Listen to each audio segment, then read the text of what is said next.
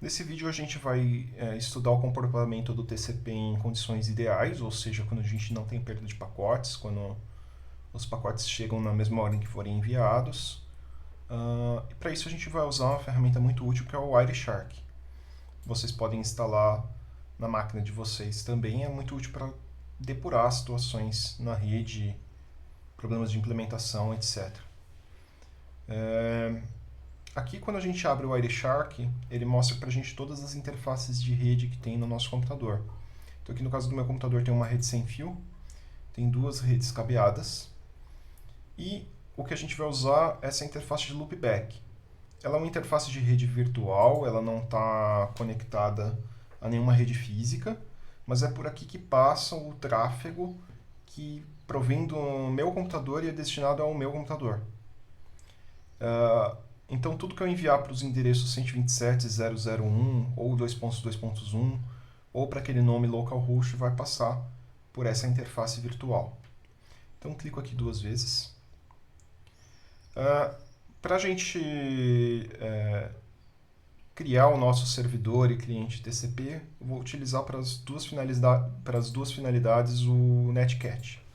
A gente já viu como que a gente usa o Netcat como cliente, mas a gente não viu ainda como que usa como servidor. Como que faz isso? NC, aí a gente usa a opção "-L de listen para escutar, e a gente tem que definir uma porta com a opção "-P". Vejam que executando esse comando não gero tráfego nenhum aqui ainda na minha interface de loopback. Quando eu mando o TCP escutar em uma porta, o que eu estou fazendo é simplesmente informar para o sistema operacional que se chegar algum tráfego destinado a essa porta 7000, ele tem que ser enviado para esse processo Netcat que eu acabei de subir. Isso por si só não gera nenhum tráfego. Agora, quando a gente conectar com um cliente, a gente vai gerar tráfego. Como que faço isso? Coloco aqui um endereço no qual quero conectar e a porta, como a gente já viu em vídeos anteriores. Inicialmente, a gente vai dar uma olhada por cima no fluxo, a gente não vai olhar muito para o cabeçalho, composição dos pacotes, a gente vai olhar só algumas informações básicas que o próprio Wireshark coloca aqui no resumo de cada pacote. Então, cada linha dessas é um pacote aqui trocado na rede. Quando a gente estabelece uma conexão, a gente sempre troca 3 pacotes, que compõem o que a gente chama de handshake. O propósito do handshake é fazer com que as duas pontas, né, cliente e servidor, concordem que uma conexão foi aberta. Ele tem 3 pacotes porque é uma forma que o pessoal que projetou o TCP viu de fazer em condições extremas com que ambas as pontas concordem que a conexão realmente foi aberta. Que informações que a gente tem aqui nesse resumo? A gente tem endereço de origem, endereço de destino. Aqui sempre vai ser 127.0.0.1, porque a gente está com o servidor e o cliente na mesma máquina, e é a máquina local aqui. Aqui em info a gente tem a porta de origem e a porta de destino. Então, notem que interessante, né? Isso aqui permite a gente distinguir se quem está enviando o pacote é o cliente ou o servidor, porque o servidor a gente sabe que está na porta 7000, porque a gente escolheu. O cliente está em outra porta. Qual porta que o cliente está? Aí a gente pode se perguntar, né? Quando a gente mandou o cliente conectar, a gente não definiu porta nenhuma para o cliente, a gente só disse qual que era a porta do servidor. Por que isso? Bom, o servidor precisa ter uma porta fixa, porque a gente pode ter vários serviços executando numa máquina. Por exemplo, é muito comum a gente ter um servidor web que escuta na porta típica do HTTP, que é 80, na porta típica do HTTPS, que é a 443, e escuta também o SSH para a gente poder entrar na máquina e fazer manutenção, que a porta típica é a 22. Cada um desses serviços tem uma porta bem definida, justamente para os clientes saberem onde encontrar esse serviço. Então não se espera que um cliente tenha que ficar chutando porta até conseguir encontrar um serviço. Por isso que eles ficam em portas fixas. Por outro lado, do ponto de vista da aplicação, tanto faz a porta que o cliente estiver usando. Por isso, o sistema operacional escolhe uma porta aleatória para o cliente. Tá? Isso significa que cada conexão diferente vai ter uma porta de origem diferente, olhando do ponto de vista do cliente? Não necessariamente. O que define uma conexão TCP como única são 4 informações: o endereço do remetente, o endereço do destinatário, a porta de origem e a porta de destino. Se qualquer uma dessas 4 informações mudar, o TCP vai entender como sendo uma outra conexão. O que isso significa em termos práticos? A gente só precisa que 2 conexões diferentes tenham portas diferentes se elas forem partindo da mesma origem, para o mesmo servidor de destino e no mesmo serviço. Aí eu vou precisar de portas de origem diferentes para representar conexões diferentes. O sistema operacional vai garantir isso para a gente. É óbvio que se a gente abrir aí milhares, bilhões de conexões, uma hora isso vai estourar. Quando que isso vai estourar? Bom, o número da porta tem 16 bits, né? Então a gente pode variar de 0 até 65 mil alguma coisa, tá? Que é 2 elevado a 16 menos 1. Bom, vamos olhar melhor aqui para esses pacotes do Handshake, né?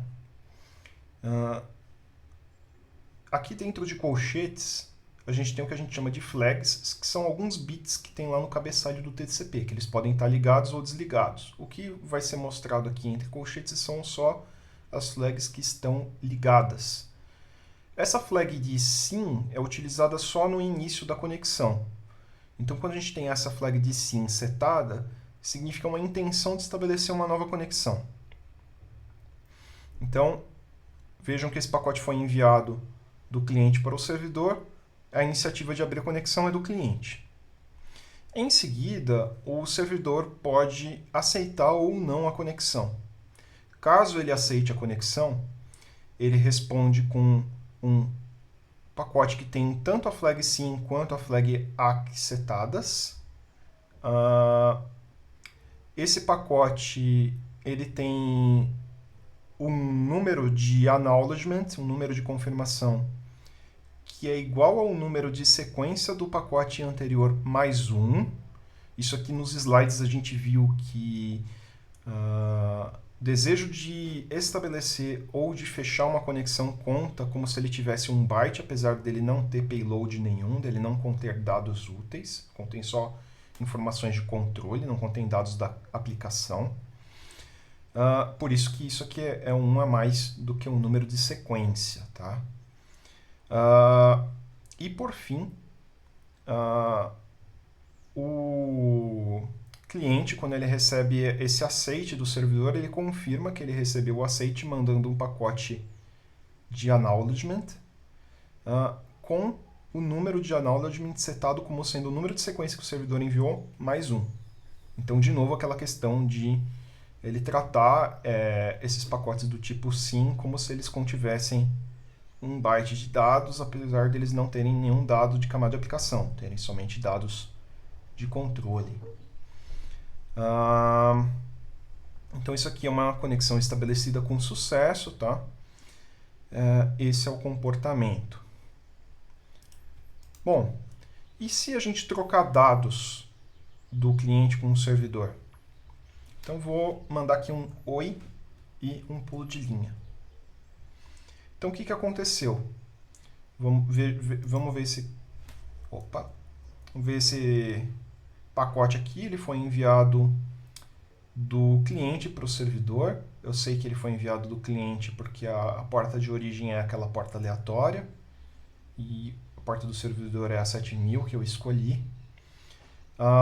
Foi enviado com um número de sequência 1, aqui porque ainda é o primeiro byte da conexão que está sendo enviado. Vejam que ele contém um número de acknowledgement. Então, apesar do acknowledgement estar relacionado com dados que foram recebidos e não dados que estão sendo enviados, ele é sempre incluso nos pacotes. Então, esses pacotes têm a flag de ACK setada, que significa que esse campo ACK é válido. É isso aqui que significa o fato dessa flag estar setada. Se ela não tivesse setada, significaria que era para esse campo aqui ser ignorado. Por exemplo, aqui não tem sentido a gente falar do valor do campo ACK, porque a flag ACK não está setada. Então, sempre que alguma das pontas enviar dados, ela também vai aproveitar para informar até onde que ela recebeu. Tá? Então, isso aqui pode confundir, porque isso aqui não tem nada a ver com os dados que estão sendo enviados, apesar de ser um pacote que está enviando dados. Tem a ver com dados que foram recebidos, tem a ver com o papel dessa ponta como receptor e não como emissor. E todo o restante do pacote tem a ver com o papel dela como emissor de dados. Bom, aqui tem uma outra flag. A gente não vai implementar essa flag. Essa flag é a flag de push. Ela é uma dica para a implementação de TCP que vai receber, de que ele não deve ficar guardando esses dados que foram recebidos em buffer antes de repassar para a aplicação, em espaço de usuário, que ele deve repassar o mais imediatamente possível. É para isso que essa flag serve. A gente pode, com segurança, aí, ignorar essa flag numa implementação simplificada. Por isso que a gente, no nosso trabalho, não vai implementar o tratamento dessa flag e nem vai ficar setando essa flag nos pacotes que a gente produzir. Se a gente olhar aqui para esse pacote, ele contém payload, né, de 3 bytes, que são o O, o I e o pulo de linha. Vejam que aqui é só o /N, não tem o /R. O Linux produz como pulo de linha por padrão só o /N. Tá? /R e /N é uma coisa do MS-DOS, que foi herdada pelo Windows. Por motivos históricos, alguns protocolos de rede, como IRC e HTTP, pedem para a gente terminar as linhas com /E e /N, em vez de colocar só o /N. Mas no Linux o normal é mandar só o /N, por isso que o Netcat só manda o /N. Bom, como esse pacote tinha 3 bytes de payload, 3 bytes de dados da aplicação que foram enviados, o servidor, quando ele for mandar a confirmação, que está logo aqui abaixo, vai dizer que o próximo byte que ele espera receber é o 4º byte. Então a gente tinha recebido o oi pulo de linha a partir do primeiro byte, o próximo byte que é esperado é o 4º byte, que é 1 mais 3. E o número de sequência é 1. O que significa esse número de sequência? Significa que o servidor ele ainda está no primeiro byte, ele ainda não mandou nada. Tá? Então, isso aqui é interessante, que é um pacote que contém apenas uma confirmação, mas ele poderia conter, além da confirmação, caso o servidor tivesse aqui simultaneamente enviado alguma coisa, a implementação, o protocolo permite que a implementação mande a confirmação e mais dados que estão sendo enviados simultaneamente. Tá? Isso aqui é algo que é permitido pelo protocolo. Não é o que aconteceu. Se a gente olhar para esse pacote aqui, ele não tem payload. Tá? Ele só tem um cabeçalho TCP. Se eu clicar aqui, não tem nenhum dado aqui depois. Aparece destacado até o final do pacote, não tem nenhum dado depois do cabeçalho TCP. Agora, se eu enviar aqui tudo bem? Então vejam que é o servidor enviando dados para o cliente. Ele vai usar esse número de sequência 1, porque é o primeiro byte que está sendo enviado pelo servidor. Vai usar o acknowledge number 4 para dizer que o próximo byte que o servidor espera receber do cliente é o 4º byte. E ele contém como payload aqui o tudo bem pulo de linha que a gente mandou. Analogamente, né, o cliente vai confirmar que ele recebeu. Então ele vai dizer que o próximo byte que ele espera receber é o 9º byte, que é 1 mais 8, né, porque continha 8 bytes de payload aqui. Número de sequência 4, porque até o momento aí, né, o cliente enviou 3 bytes, então o próximo byte que vai ser enviado vai ser o quarto. Mas vejam que, novamente, esse pacote aqui não contém payload. Poderia conter? Poderia. Mas não contém porque não foi enviado dado aqui pelo cliente. Está enviando só uma confirmação de que ele recebeu dados da outra ponta. Bom, isso pode prosseguir, né, assim sucessivamente.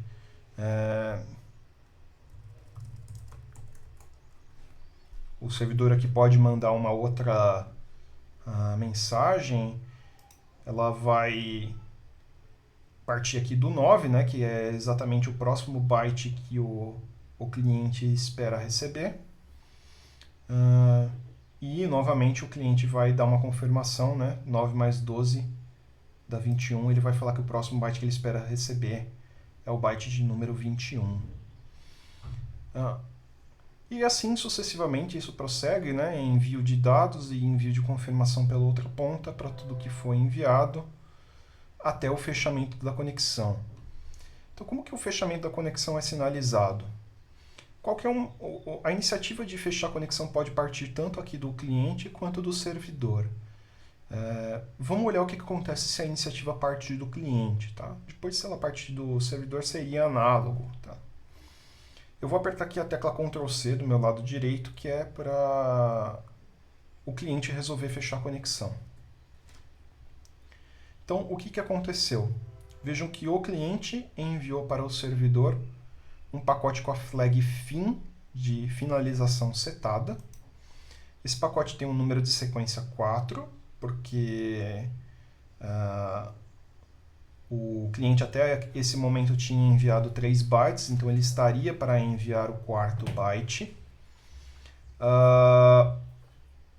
Aí o servidor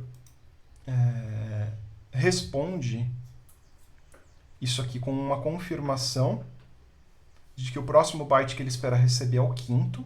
Opa, peraí, mas isso aqui não enviou byte nenhum, tinha um payload zerado. Aí entra de novo aquela questão do slide. Tanto estabelecimento de conexão, aqui ó, vejam que tem um byte fantasma aqui, quanto o fechamento de conexão, ele trata como se tivesse um byte para fins de acknowledgement, tá? Apesar dele não ter payload nenhum. Então são casos especiais. Pacotes com a flag SYN ou com a flag FIN, o ACK vai ter uma diferença aqui de 1 byte com relação ao número de sequência que foi enviado, apesar de não ter payload nenhum. E além dele confirmar que ele recebeu esse pedido de fechamento, ele vai também mandar um pedido de fechamento. Então, para uma conexão fechar de forma limpa, tem que ter um pedido de fechamento das duas pontas. Tá? Por quê? Porque pode ser que o servidor ainda tenha dados para enviar para o cliente, que ele ainda não mandou tudo que ele tinha que enviar. Então o protocolo permite que ele mande ainda algumas coisas antes dele fechar a conexão. Não é o que está acontecendo aqui no caso, tá? Ele está simplesmente concordando em fechar. Então aí ele manda com o número de sequência 21, que seria o próximo byte que seria enviado, com a flag FIN, e por fim o cliente responde falando que recebeu aqui o aceite do servidor em fechar a conexão. E de novo tem aquela questão de que apesar de não ter payload nenhum nesse pacote, o acknowledge number é 1 a mais do que o número de sequência que tinha sido enviado aqui pelo servidor.